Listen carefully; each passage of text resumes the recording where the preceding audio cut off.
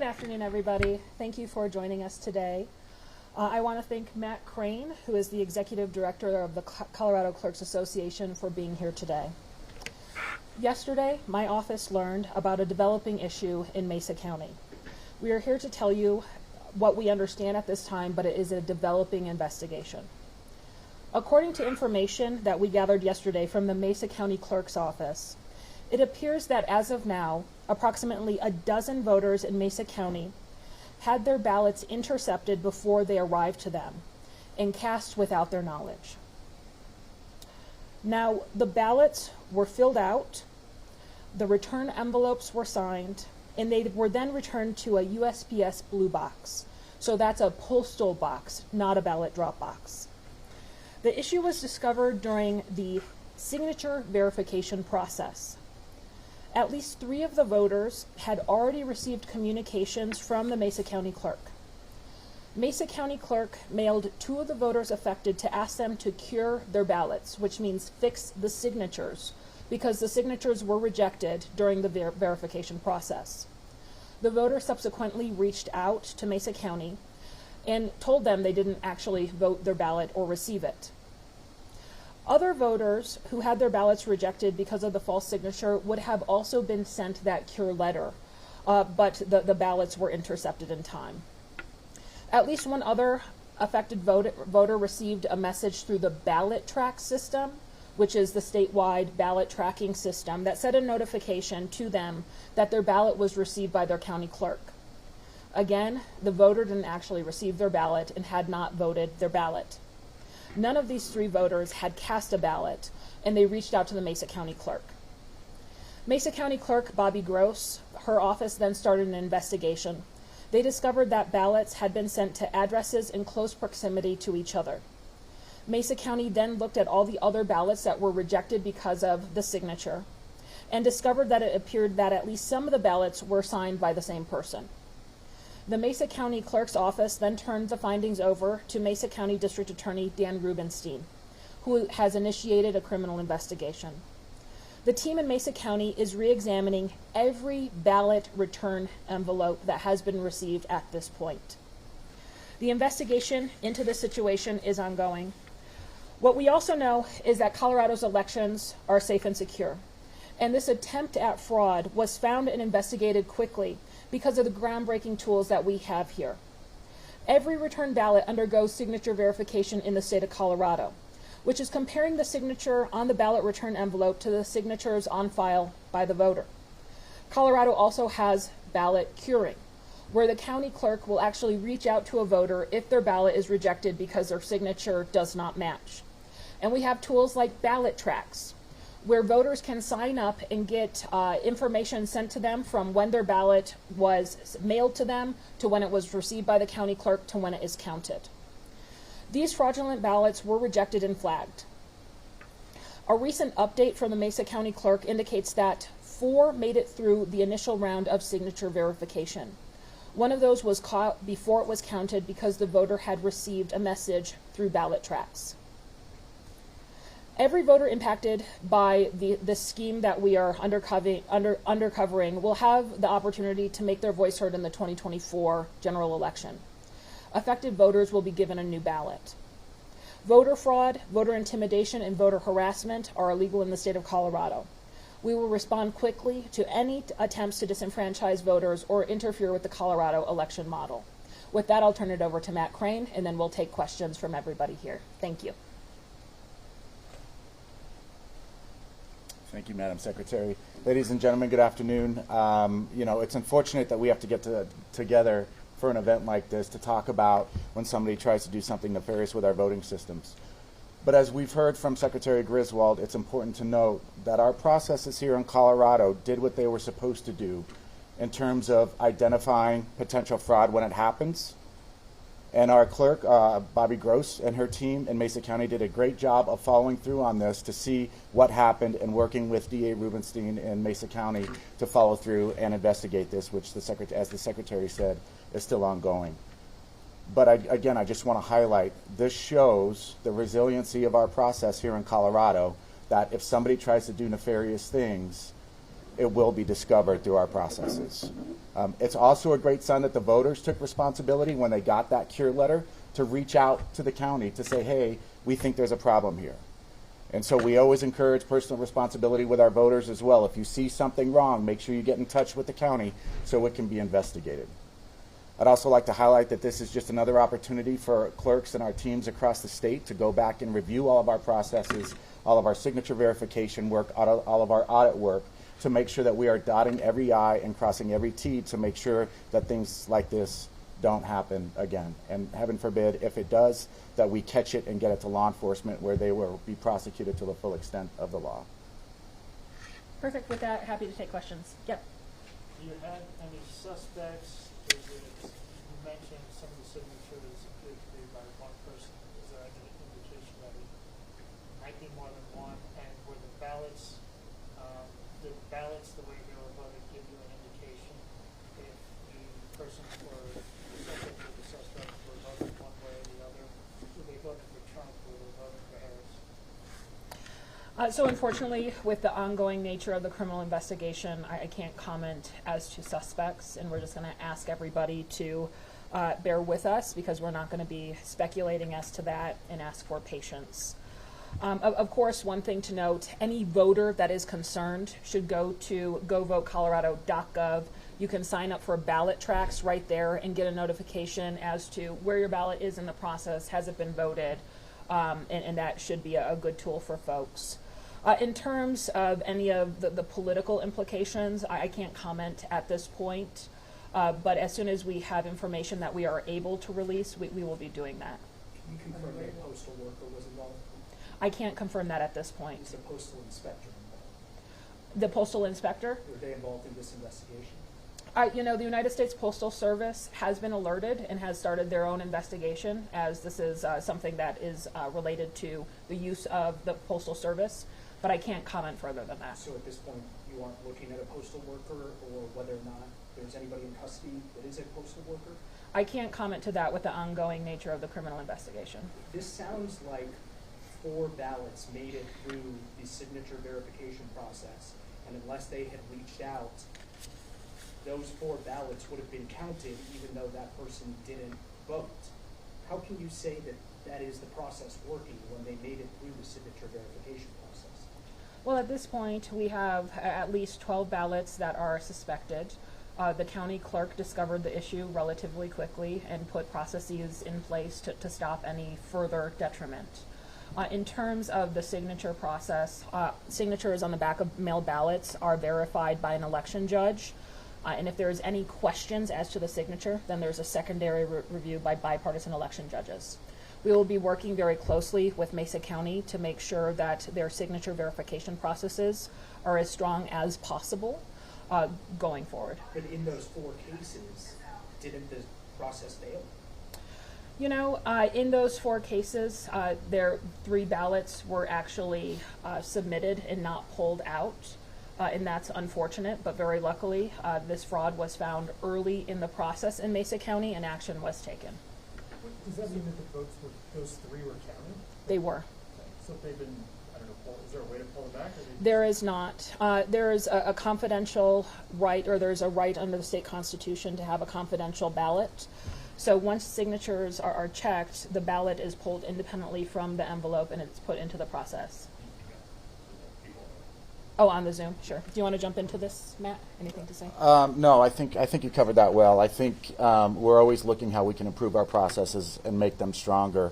But our processes identified this, and where there were ballots that a certain number of ballots that got through, we have Mesa County's taking immediate actions to remediate that, and county clerks across the state are going through and dotting I's and crossing T's to make sure that their processes, their security processes, are as hardened as possible to make sure that things like this do not happen. And let me just interject for a second. I know a lot of us know each other. Can everybody identify themselves and their outlet as they're asking questions? So how were those 3 identified subsequently they got through? So the ballots went through. The clerk stopped processes and went back and checked the envelopes subsequently, so went back and checked the signatures and identified those as potentially being fraudulent.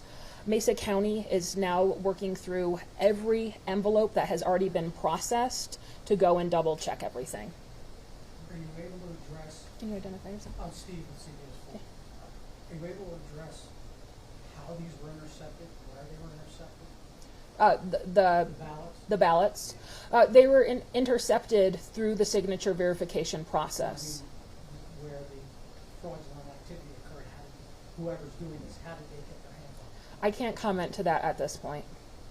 Yes. Keep going. When it comes to these dozen ballots, does it seem that there was any targeting of the people who were selected? Are there any connections there? At this point, I can't comment onto that, but as soon as we have verifiable information, I'll be sure to share that with you. Sorry, somebody in the chat has asked if we know anything about the location where they were intercepted from, and they asked specifically. We can't answer. Everybody will have to have an ounce of patience. This is a criminal investigation, and so we can't comment to that at this point. Mark Salinger with 9 News again. Those 3 ballots that made it through, I know that there was 4, one person reached out, it sounds like 3 of them were counted. I just want to make sure that we get this correct. 3 of them were counted, and you cannot reverse those votes. Is that accurate? That is accurate. So at that point, 1, how are you assuring people that this won't happen again, that Colorado's voting system is indeed secure? And 2, what happens to those 3 people? Can they vote again? Yes. So everybody affected will be offered a new ballot. The Mesa County Clerk will be reaching out to all affected voters. Again, voters can always check their votes at govotecolorado.gov. We want to make sure that everybody's voice is heard.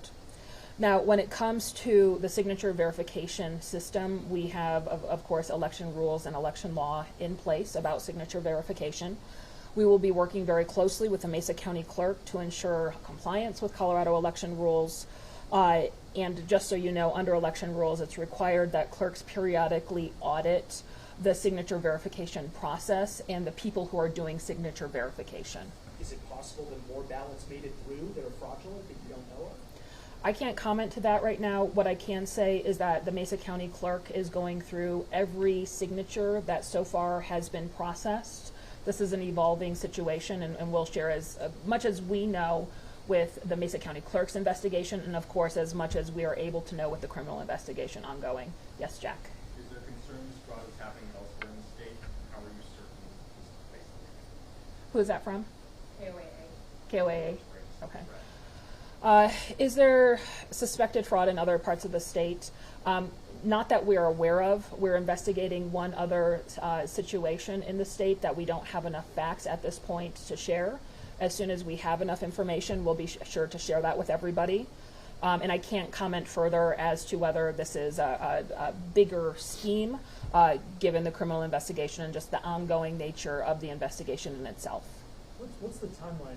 You said your office learned about this the other day. When did folks in Mesa County learn about it? When were these ballots stolen? So we were alerted yesterday morning.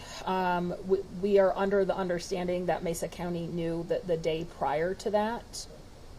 And in terms of the third part of your question, I can't comment now on that.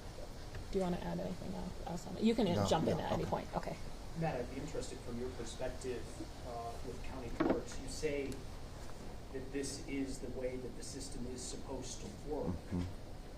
Are fraudulent ballots supposed to make it through this process to be counted? No, and I don't think I said it. I don't think I said it in the way that you're saying it. The system, the way that it works with our signature verification process, with our curing process, with all of these, with our ballot tracks process, is designed for both accessibility and security, right? Ballot tracks, so people can know that their ballot's on the way, have peace of mind, but also that's a big thing for peace of mind to them to know that it's on the way. The curing process to know, hey, there was an issue with your signature, you can come in and fix it, and also on the correspondence that says, if you didn't submit your ballot, let us know. So again, access and integrity at the same time. The signature verification process is designed to identify signatures that may not match. And if there's any question at all, the ballots are rejected and we notify the voters. So in that way, the way the system is designed, it is designed to catch things like this, which it did. Now, obviously, it is regrettable that 3 got through, which is why we have clerks across the state going back and revisiting all of their processes, all of their procedures, and having a zero tolerance policy for any mistakes that are made through the course of signature verification. Can you talk a little bit about what that might look like right now? What have you told other county clerks to change within the past couple of days? Well, it's not so much changing, it's going back and reviewing their training that they did with their election judges, going back and revisiting that with them, making sure they are doing the audit that Secretary Griswold referred to make sure they're validating how well the signature verification judges are performing, and just being really vigilant in terms of making sure everything is done by the book, and again, having a zero tolerance policy. If you see mistakes, assign that judge to another part of the election process. You know, do what you need to do, but we need the best of the best, the people who are best trained to do this work. I would just add on, you know, some of the rules have been amended to how signatures are audited just this year to increase the amount of oversight of the signature verification process. That's something that we are very focused on. It is very unfortunate that 3 ballots were counted, but this was caught relatively quickly. Like Matt said, we have signature verification, ballot tracking, the cure process where the county clerk is reaching out affirmatively to someone. We also have criminal prosecution, and that's what is happening right now. A criminal investigation has been opened. The district attorney in Mesa County, Dan Rubenstein, has started his investigation, and we're working very closely to support the criminal investigation into this situation. I think if I could just add one thing too, I think like with all of our election processes, our statute, our law, our rules allows for meaningful observation of all of our processes. So signature verification, political party appointed watchers can go, or candidate appointed watchers can go and observe all of these processes that are happening in real time. So it's very open, it's very transparent, it's not done behind a closed door, and we welcome that.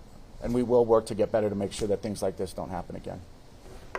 Point here from Colorado News Now. Just a clarification on the question. The clarification is that it was indeed the signature verification that exposed Mr. Lexmark. And you're treating these dozen or more alleged fraud instances of fraud as a single crime committed by a single person and not multiple crimes happening at once. And the question is, did the overcoming of the security prompt you or will it prompt you to assign some kind of supervision? To clarify, I did not say that this was done by a single person.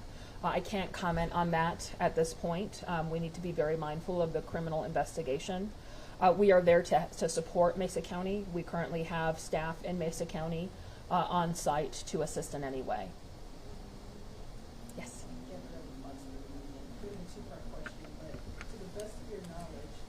Has this level of ballot interception ever happened in the state where somebody was able to get their hands on ballots and then actually get them through?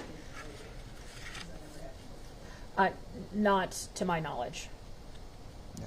To your knowledge? No, and I mean, I've been at this since 2000, and this is the first time that we've seen something like this. I also wanted to speak to ballot tracks because it sounds like somebody signed up for that. They realized that they didn't have that ballot, or maybe they got a notification that their ballot had been voted even though they haven't, actually seen it yet. Can you speak to the importance of ballot tracks and how it works in this situation?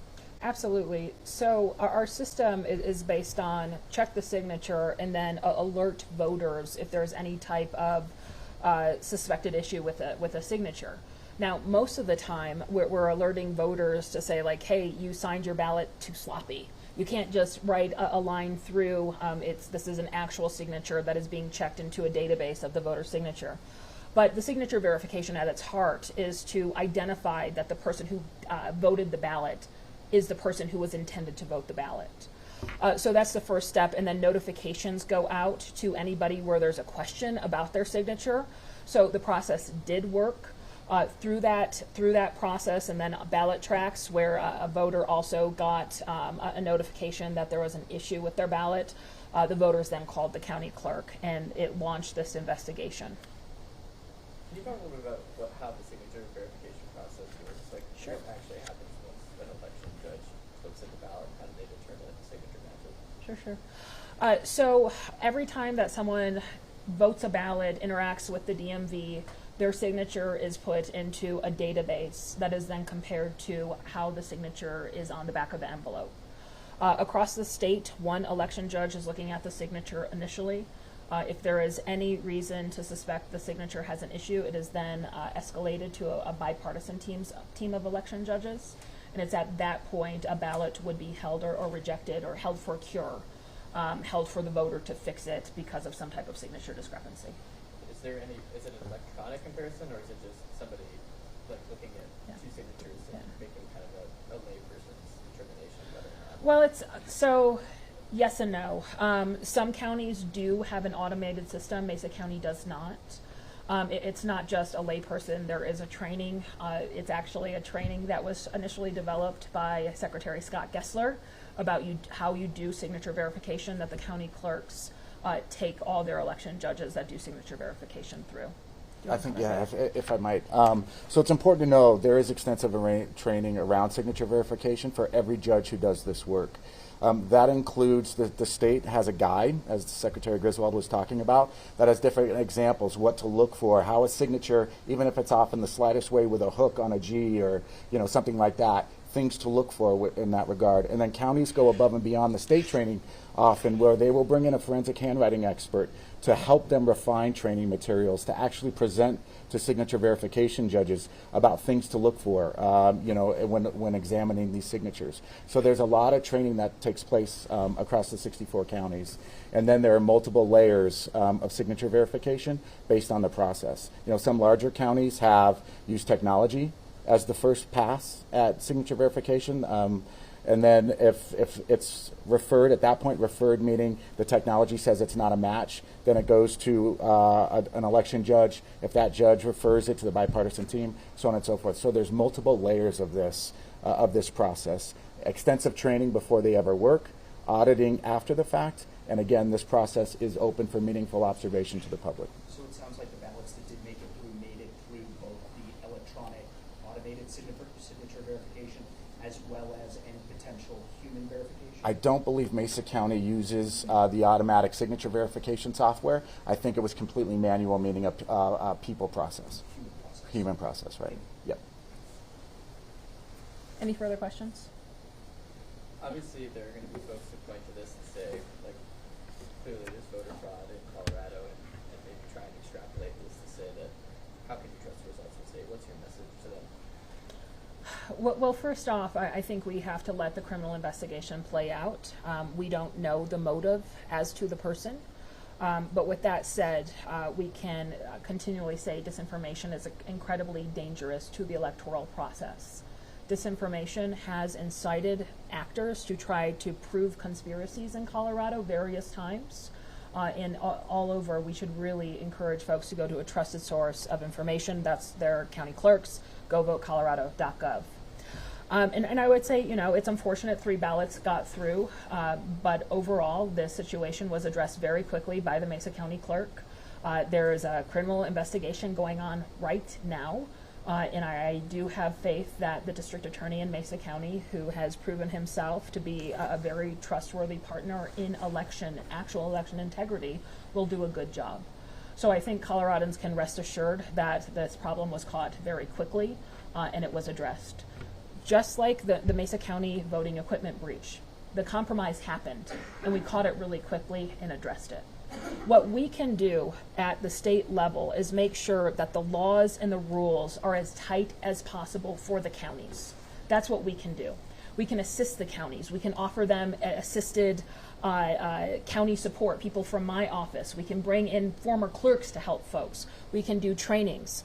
But at the end of the day, our system is done by humans. It's done by people who are overseeing the entire Colorado election model. And I think 2 big things. We're going to continue to work very closely with the Mesa County clerk to ensure compliance with our election rules and law. But that also, the system did work. And we might not know full information to share with you all today, but there is a criminal investigation, and I'm very confident that justice will be had in this situation.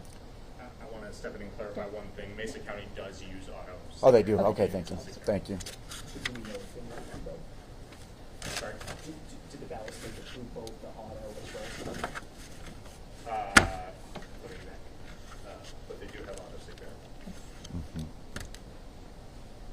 Okay, perfect. Thank you guys. Thank you for coming. Thanks, Matt. You bet. Thank you. Thank ma'am. you.